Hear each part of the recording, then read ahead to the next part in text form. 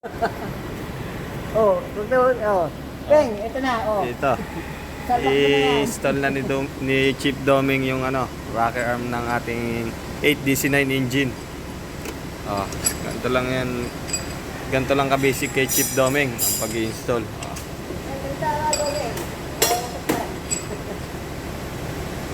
Ayan mga kalangis.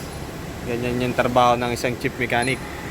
Siya yung mga nag-i-install ng mga mahihirap na parte. Parte ng ano? Kailangan mo pang itama yan isa-isa Tama ba yan, Ming? para Tama yan. bago pahigpitan.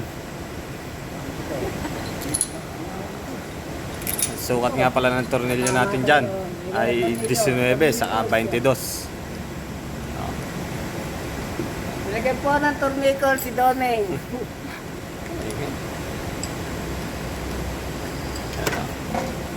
Ayan na, ayan. Tapos gagamitan natin yan ng Ah, torque wrench sabi natin para ang masukat natin yung tamang higpit.